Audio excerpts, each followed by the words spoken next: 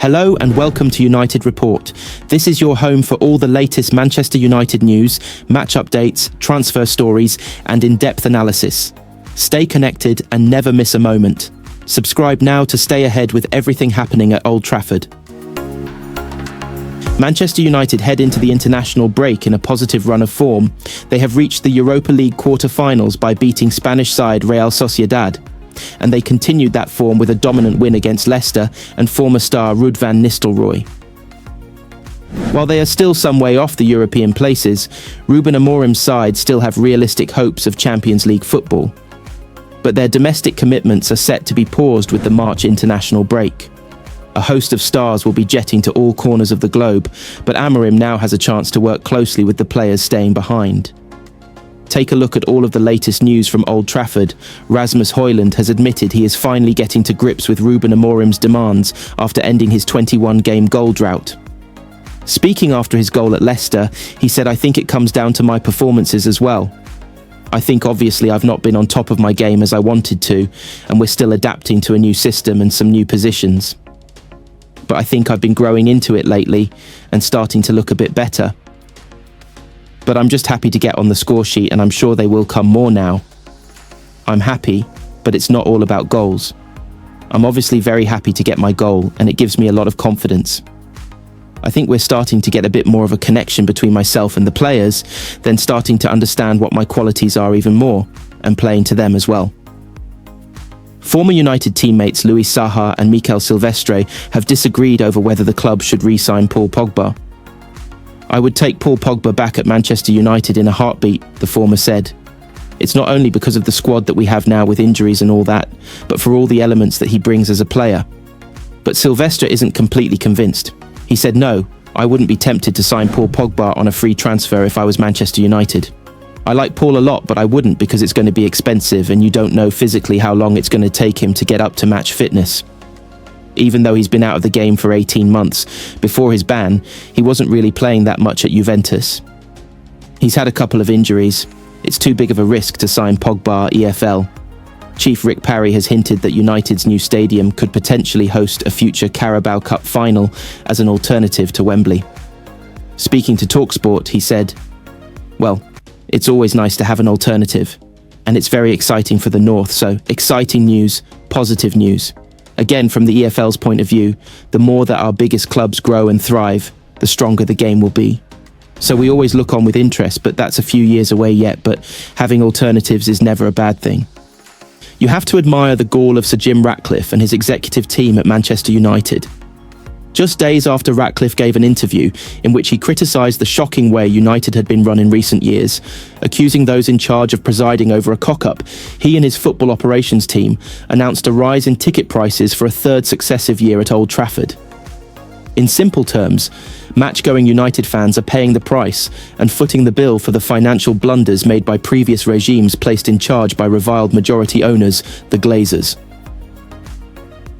A week after thousands of United fans embarked on a mass demonstration before the 1-1 draw with Arsenal at Old Trafford, protesting at the proposed ticket price hike and the way their loyalty is being exploited for profit, Ratcliffe and cronies have gone ahead with the increases anyway.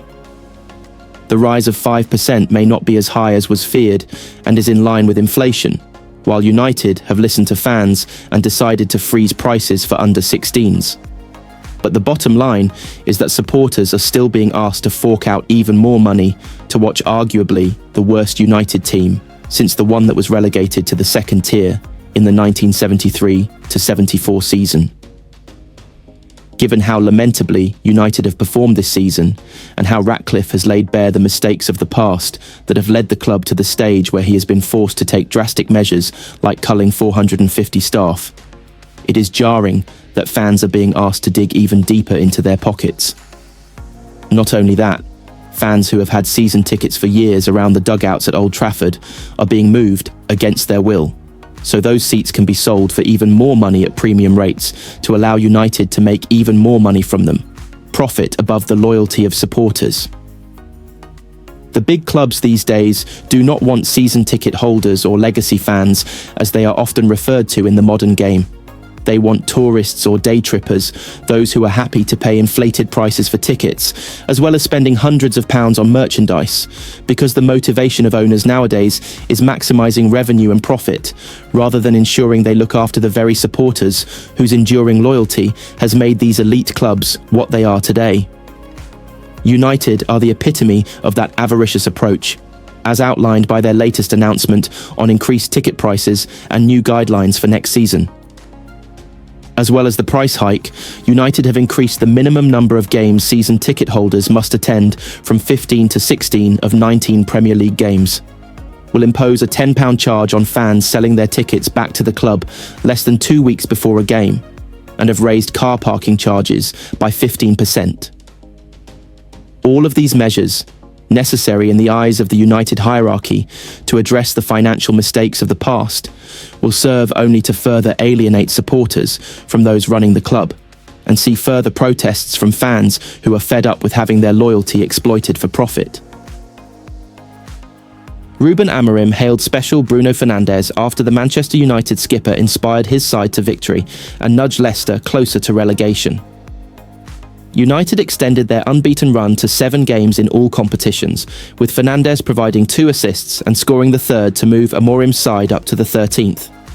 Ramos Hojlund and Alejandro Garnacho ended 21-game and 25-game goal droughts, but United boss Amorim reserved special praise for his formidable captain. "Bruno is a special guy," said Amorim. "He's always ready, he can recover well.